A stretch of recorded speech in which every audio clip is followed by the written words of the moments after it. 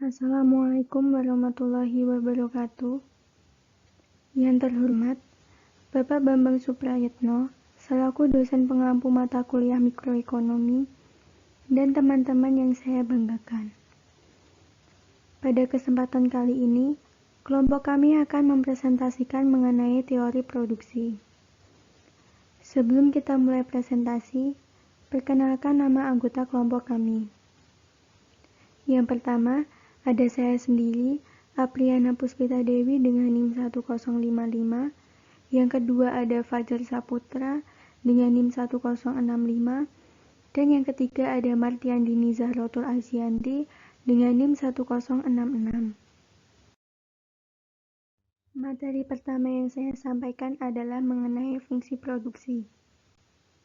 Apa itu fungsi produksi? Fungsi produksi adalah hubungan teknis antara faktor produksi dan barang produksi yang dihasilkan dalam proses produksi.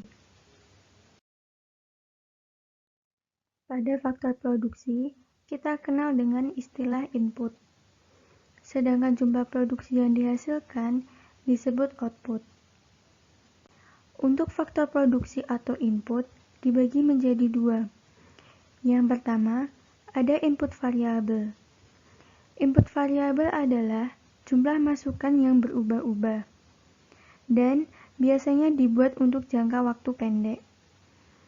Untuk contohnya, ada tenaga kerja dan modal.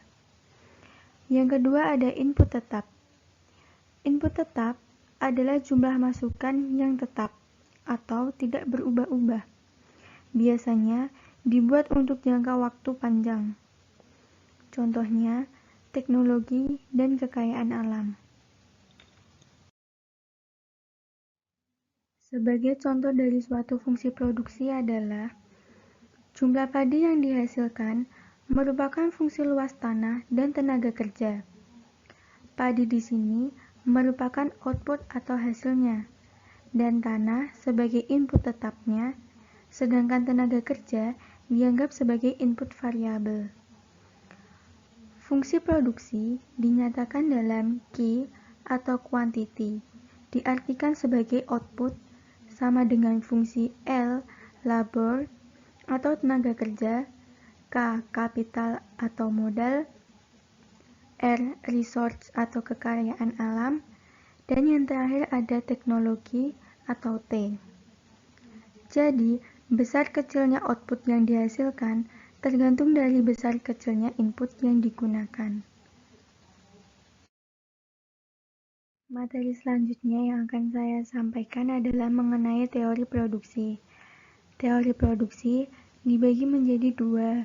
Yang pertama ada produksi input satu variabel dan yang kedua ada produksi input dua variabel. Yang pertama, produksi input satu variabel. Apa itu produksi input satu variabel? Produksi input satu variabel adalah proses produksi yang hanya menggunakan satu macam input saja, yaitu input tetap dan input variabel. Sebagai contohnya, di sini ada tabel T, L, TP, AP, dan MP. Di sini, T atau tanah adalah input tetap, yaitu dengan angka 1. Dan L atau tenaga kerja adalah input variabel, karena tenaga kerja mengalami penambahan sehingga jumlah tenaga kerja berubah.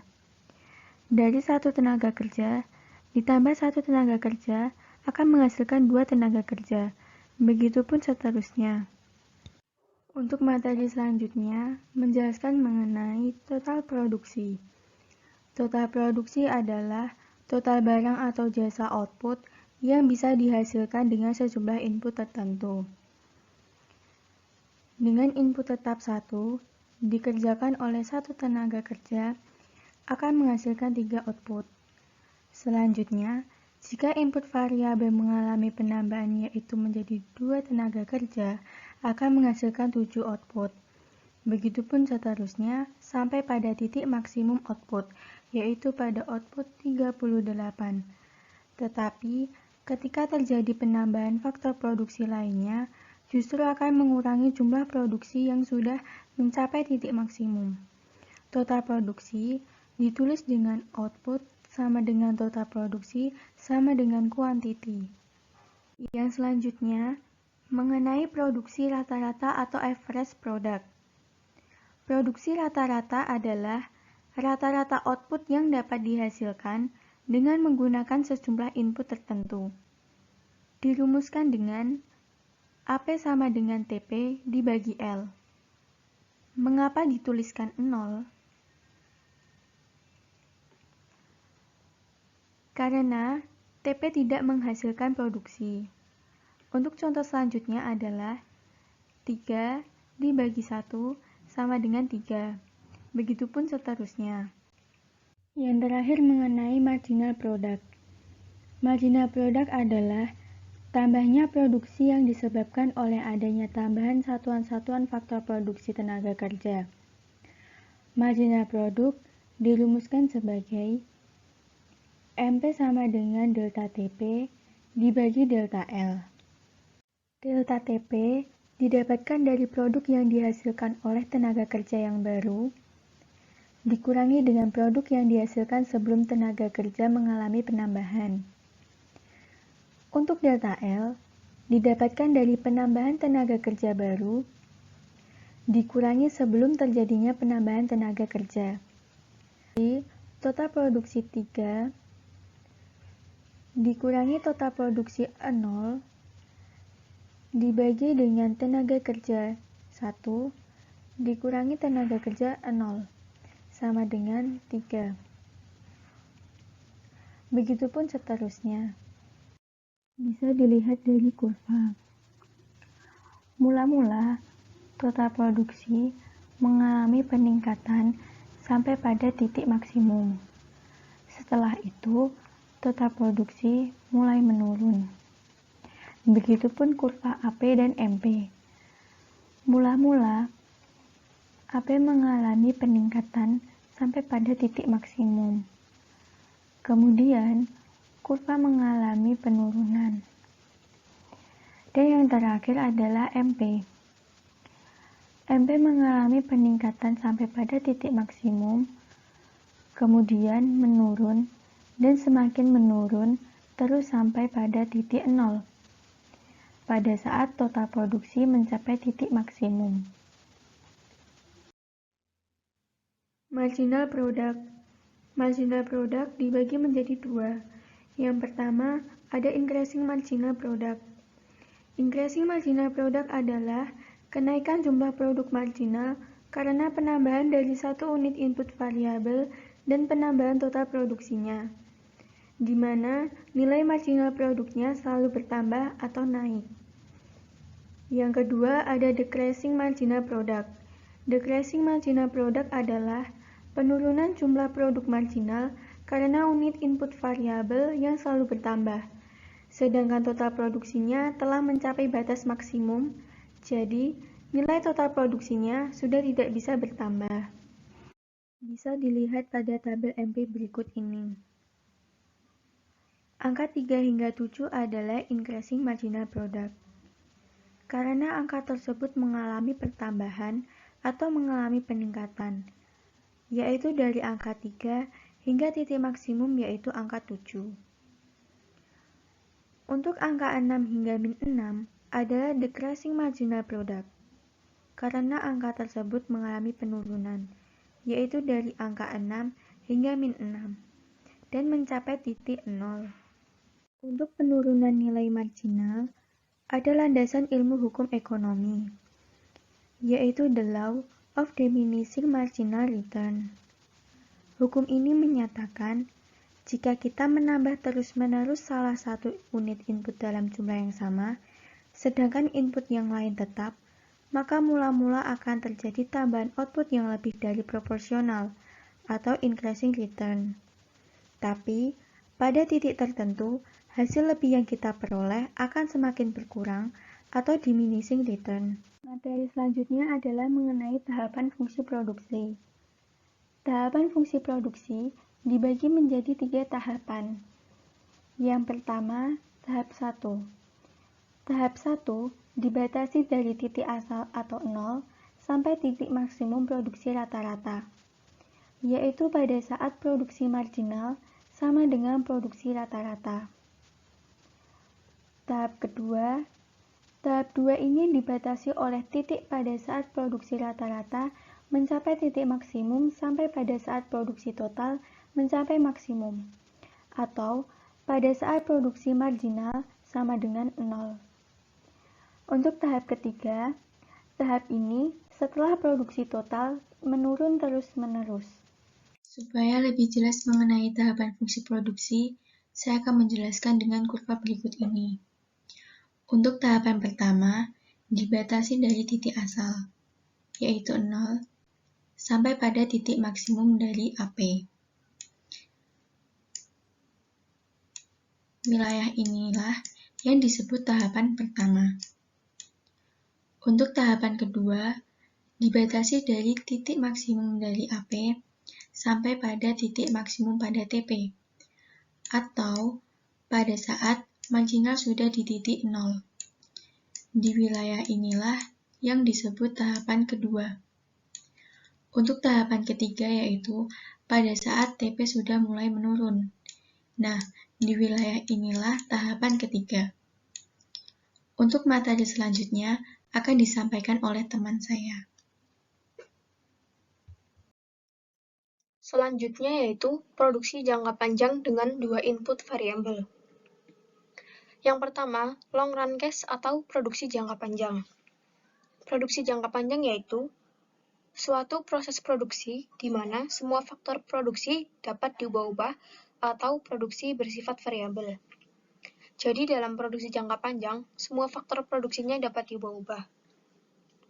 Untuk menjelaskan fungsi produksi jangka panjang, kita akan menggunakan kurva yang disebut dengan kurva Isoquant. Kurva Isoquant merupakan tempat kedudukan titik-titik yang menunjukkan kombinasi dua faktor guna menghasilkan tingkat produksi yang sama. Kurvanya dapat dilihat pada gambar berikut. Nah, bentuk kurva Isoquant yaitu seperti pada gambar, menurun dari atas ke bawah.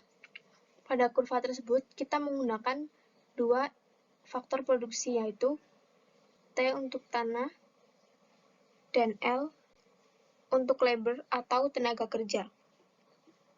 Untuk lebih jelasnya dapat dilihat pada slide berikutnya.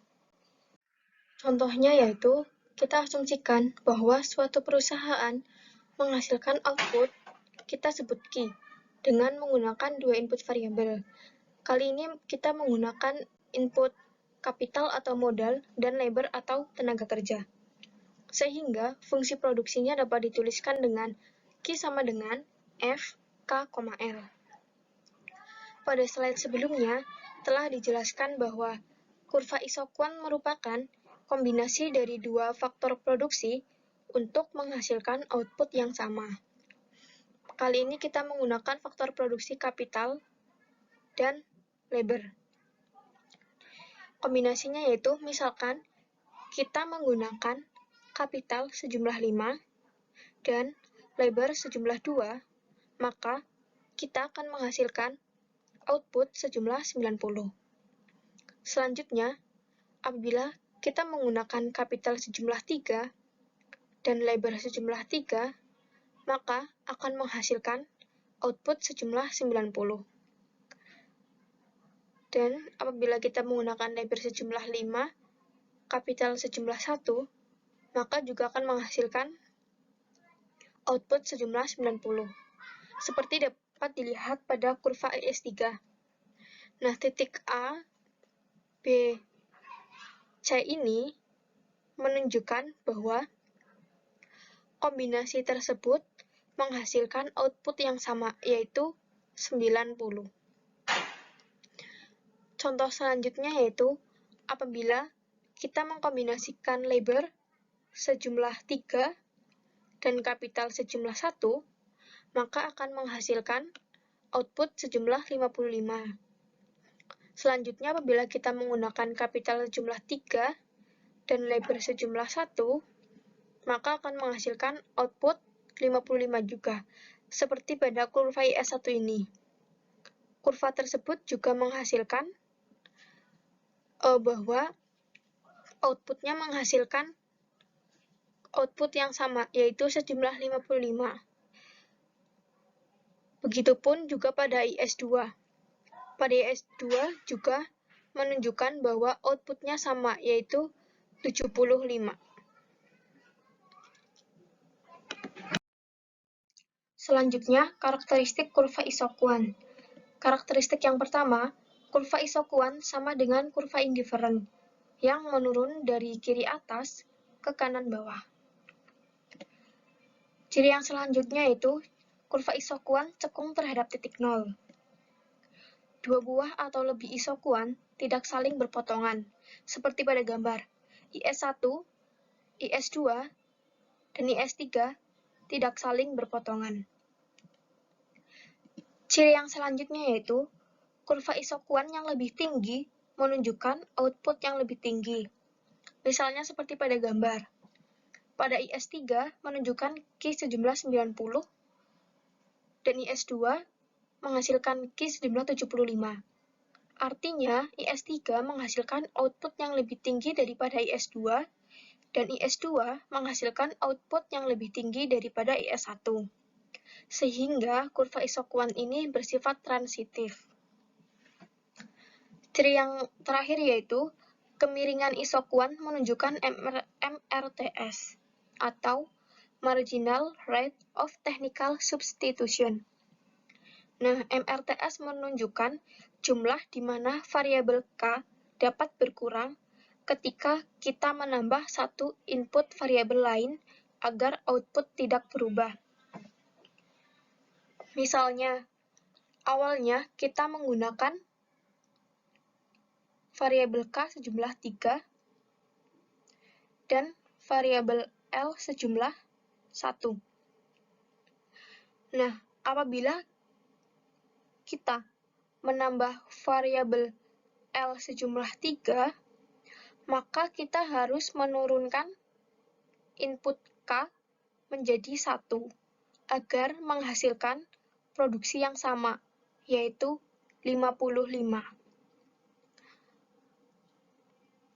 Dan selanjutnya, apabila kita menggunakan kapital sejumlah 5 dan lebar sejumlah 2, maka akan menghasilkan output sejumlah 90.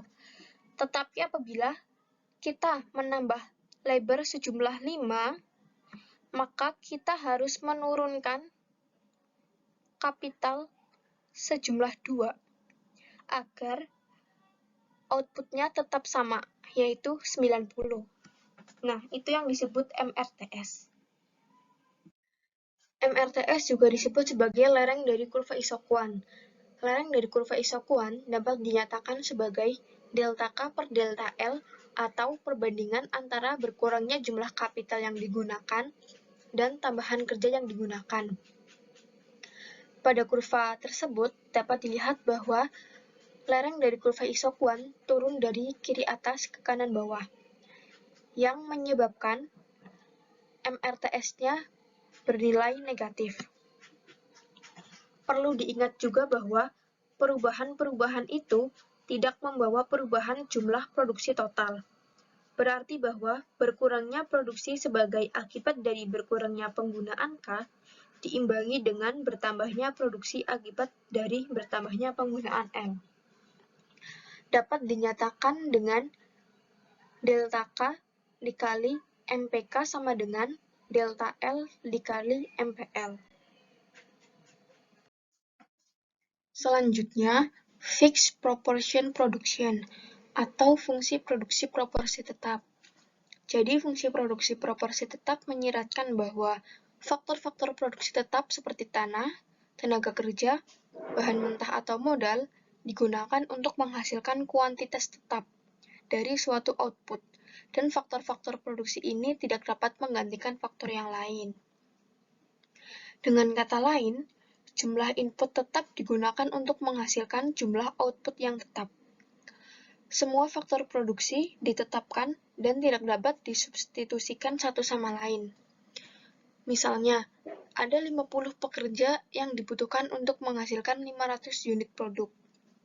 Maka koefisien teknis produksinya adalah 1/10. Dalam kasus ini, fungsi produksi dengan proporsi tetap 1/10 tenaga kerja ini harus digunakan untuk menghasilkan keluaran tetap dan tidak ada faktor produksi lain yang menggantikan tenaga kerja. Kurva dari fungsi produksi proporsi tetap yaitu berbentuk seperti huruf L. Apabila isokuan berbentuk L, maka hanya ada satu kombinasi dari tenaga kerja dan modal yang dapat digunakan untuk memproduksi sejumlah output tertentu, seperti titik A pada isokuan Q1, titik B pada isokuan Q2, dan titik C pada isokuan Q3. Dalam fungsi produksi proporsi tetap, elastisitas substitusi bernilai 0. Artinya, penambahan unit modal tanpa penambahan tenaga kerja tidak akan berpengaruh pada peningkatan produktivitas. Kedua faktor tersebut harus ditingkatkan dalam proporsi yang sama untuk meningkatkan output. Contohnya, sebuah pabrik membutuhkan 8 unit modal dan 4 unit tenaga kerja untuk menghasilkan 1 gawai. Pabrik tersebut harus meningkatkan penggunaan modalnya menjadi 40 dan penggunaan tenaga kerja menjadi 20 unit untuk menghasilkan 5 buah gawai. Nah, contoh yang lain apabila awalnya kita menghasilkan sebuah produk pada titik A. Apabila kita menginginkan outputnya menjadi pada titik C, maka kita harus meningkatkan kedua faktornya, yaitu faktor modal dan faktor tenaga kerja pada proporsi yang sama agar menghasilkan produk output pada titik C. Selanjutnya, movement along vs amount isokuan. Apabila faktor produksi tenaga kerja dianggap tetap, sedangkan faktor produksi tanah berubah, maka dengan ditambahnya faktor produksi tanah, berarti akan bergerak ke atas secara vertikal. Kita anggap tanahnya yang berubah-ubah, dan tenaga kerjanya tetap sebesar L1. Katakanlah mula-mula kita mempunyai luas tanah sebesar T1, maka akan menghasilkan output sebanyak 100. Apabila kita meningkatkan luas tanah sebesar T2, maka akan menghasilkan output sebanyak 200. Nah, apabila kita menambah luas tanah sebesar T3, maka akan menghasilkan output sebanyak 300. Di mana L1 ini menyinggung pada isokuan yang menghasilkan output 300.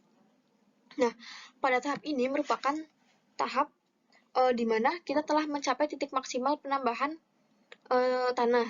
Sehingga apabila kita menambah tanahnya, kita justru akan menurunkan outputnya sebanyak 200. Seperti dilihat pada kurva yang semakin menurun. Ini tuh maksudnya 200. Nah, pada titik persinggungan ini, produksi marginalnya itu bernilai 0. Nah, kita juga dapat berbuat sama dengan menganggap tenaga kerjanya yang berubah-ubah dan tanahnya yang tetap. Selanjutnya, apabila kita hubungkan titik-titik di mana produksi marginal tanah itu sama dengan 0, kita akan mendapatkan garis tembereng. Nah, apabila kita menghubungkan titik-titiknya, maka kita akan mendapatkan garis tembereng. Setelah kita menggambarkan kedua garis tersebut, maka kita dapat menunjukkan daerah-daerah atau tahap-tahap produksi mana yang rasional dan yang tidak rasional. Berdasarkan gambar tersebut, maka ada daerah yang dibatasi oleh tembereng OA dan tembereng OB. Daerah yang terdapat dalam tembereng tersebut adalah garis rasional atau tahap rasional. Karena pada saat itu, nilai marginalnya bernilai positif. Selanjutnya, di sebelah kiri atau di sebelah atas garis tembereng OB adalah daerah atau tahap 1 dari faktor produksi tenaga kerja dan merupakan tahap 2 faktor produksi tanah. Sehingga disebut sebagai daerah atau tahap yang tidak rasional. Dalam tahap itu, produksi marginalnya bernilai negatif, sehingga dianggap sebagai tahap yang tidak rasional. Kemudian, daerah sebelah kanan atau bawah dari kurva tembereng OA, daerah ini disebut sebagai daerah atau tahap 3 untuk faktor produksi tenaga kerja dan tahap 1 untuk faktor produksi tanah. Sehingga daerah ini pun disebut juga sebagai daerah yang tidak rasional. Karena produksi marginalnya juga bernilai negatif. Dengan sendirinya, produsen akan beroperasi atau bekerja di daerah yang rasional, yaitu di mana kedua faktor produksi, baik tanah maupun tenaga kerja, mempunyai nilai produksi marginal yang positif, yaitu pada daerah ini. Daerah ini berada di tengah-tengah, yaitu pada tahap 2 dari fungsi produksi yang dibatasi oleh dua garis tembereng OA dan garis tembereng OB.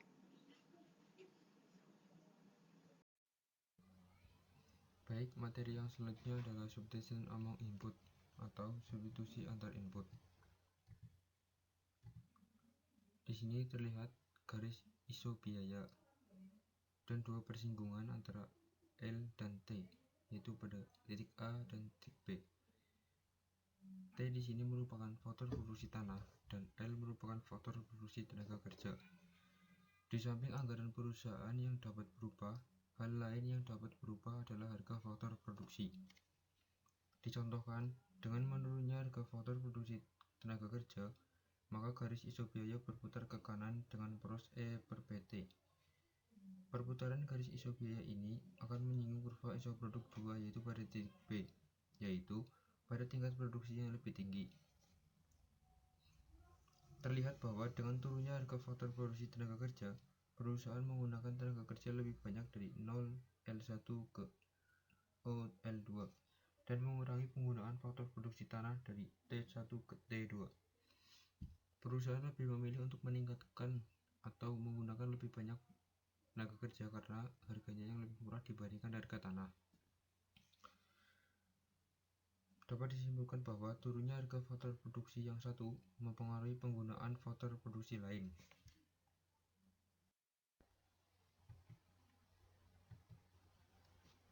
Kemudian, perusahaan juga dapat menggunakan lebih banyak faktor produksi tenaga kerja, namun dengan jumlah faktor produksi tanah yang tetap, dan dalam hal ini pun perusahaan akan meningkatkan jumlah produksinya.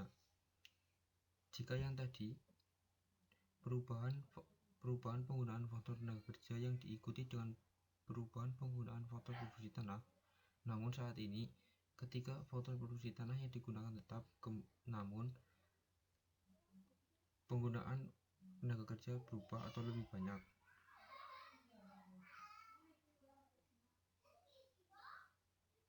Kemudian perusahaan juga dapat menghasilkan tingkat produksi yang sama dengan anggaran yang lebih sedikit karena turunnya faktor produksi. Hal ini dikarenakan perusahaan melihat kondisi permintaan pasar yang tetap, tentu tidak akan mengubah jumlah produksi barang yang dihasilkan. Maka dalam hal ini perusahaan akan mengubah jumlah anggarannya, sehingga ia akan tetap berada pada kurva isoproduk yang sama, tetapi dengan lereng kurva isobiaya yang berbeda. Karena ada penurunan harga salah satu faktor produksi, maka dengan jumlah barang produksi yang tetap akan dapat dihasilkan dengan jumlah anggaran yang lebih kecil.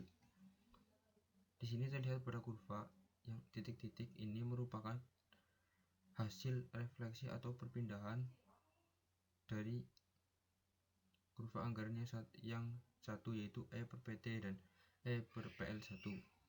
Di sini terdapat kenaikan penggunaan faktor produksi tenaga kerja dan penurunan anggaran untuk tanah atau faktor produksi tanah, namun masih tetap pada kurva isoproduk yang sama, yaitu pada L1 atau I1. Kemudian materi yang selanjutnya adalah uneconomic region of production atau daerah produksi yang tidak ekonomis. Daerah produksi yang tidak ekonomis dapat dilihat ketika tahapan-tahapan pada proses produksi atau kurva produksi, yaitu pada tahapan 1 dan 2 dari fungsi produksi dikatakan sebagai tahap yang tidak rasional. karena semua faktor produksi menunjukkan adanya produksi marginal yang negatif. Terlihat pada kurva marginal, yaitu MPL atau marginal product dari tenaga kerja, menyinggung titik negatif ketika masuk ke tahap 3. Di sini dapat diartikan bahwa tenaga kerja yang digunakan tidak dapat berperan maksimal dalam mengoptimumkan output yang dapat dihasilkan oleh perusahaan, atau masing-masing faktor produksi tidak dapat berperan secara maksimal. Namun, pada tahap 2, yaitu tahap yang dinyatakan sebagai tahap rasional dalam fungsi produksi, adalah tahap di mana tidak ada satupun dari faktor produksi itu yang memberikan produksi marginal yang negatif. Atau dengan kata lain, dengan menggunakan analisis di samping, faktor produksi tenaga kerja maupun faktor produksi tanah keduanya memberikan hasil produksi marginal yang positif. Produsen akan selalu memilih tahap produksi yang rasional ini sebagai daerah untuk melakukan kegiatannya, karena dapat kemungkinan mendapatkan produksi yang maksimum. Kemudian materi yang selanjutnya adalah iso cost atau iso biaya. Iso cost atau iso biaya merupakan kurva yang menunjukkan kedudukan dari titik-titik yang menunjukkan kombinasi barang-barang atau faktor produksi yang dibeli oleh produsen dengan sejumlah anggaran tertentu. Di sini terdapat bagaimana cara menggambar lereng iso biaya, yaitu E per PT per E per PL sama dengan PT per PL, yang dimana E merupakan jumlah anggaran perusahaan, P harga faktor produksi, L faktor produksi tenaga kerja, dan T adalah faktor produksi tanah. Sumbu horizontal menunjukkan jumlah faktor produksi L, dan sumbu vertikal menunjukkan faktor produksi T. Untuk lebih lengkapnya, kita lihat contoh kurvanya. Nah, ini merupakan kurva dari iso biaya atau iso cost. Terdapat beberapa kemungkinan yang dapat mengubah lereng dari iso biaya. Yang pertama, jika terjadi peningkatan anggaran perusahaan, sedangkan harga faktor produksi tetap, maka garis iso biaya ini akan bergeser ke kanan sejajar. Dapat dilihat pada gambar yang pertama, ketika anggaran lebih menjauhi dari titik nol, itu dapat disimpulkan bahwa anggaran perusahaan yang digunakan lebih banyak, atau terdapat penurunan harga faktor produksi. Semakin besar anggaran perusahaan dengan harga faktor produksi yang tetap, maka letak dari garis iso biaya ini akan semakin menjauh dari titik asalnya atau titik nol. Kemudian, kemungkinan yang kedua, seandainya anggaran perusahaan tetap dan harga faktor produksi L atau tenaga kerja naik, sedangkan faktor produksi T atau tanah tetap, maka garis iso biaya akan berputar ke kiri dengan poros yang sama, yaitu pada titik E per PT, dan menjadi garis E per PT, E per PL.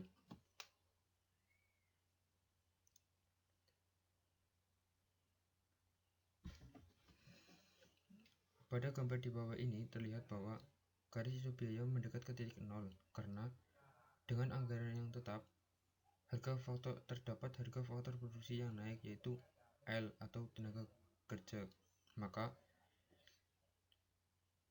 garis iso biaya akan mendekat ke titik nol. Kemudian, produksi equilibrium atau optimum, atau sering disebut dengan keseimbangan produksi yang optimal.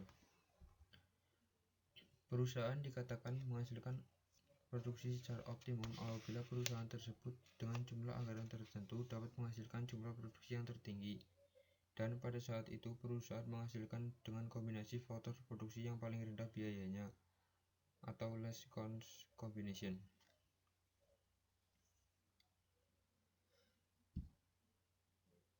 Keadaan jumlah produksi yang optimum itu digambarkan pada kurva di samping, yaitu terdapat tiga kurva isoproduk, yaitu pada titik A atau isoproduk I1, I0, dan I2, dan terdapat tiga kombinasi, yaitu pada titik A, titik B, dan titik C, yang dimana ini merupakan menggambarkan jumlah yang akan dihasilkan oleh suatu perusahaan. Dengan sumbu horizontal menunjukkan jumlah faktor produksi L, yaitu per L1, dan sumbu vertikal menunjukkan faktor produksi T atau sebanyak T1.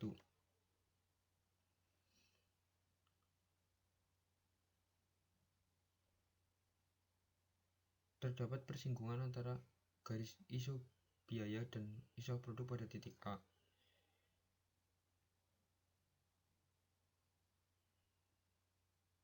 Yaitu ini berarti bahwa pada saat itu perusahaan menghasilkan jumlah produksi yang tertinggi dengan jumlah anggaran tertentu sebanyak E dan harga faktor produksi L atau PL dan harga faktor produksi T atau PT yang tertentu pula.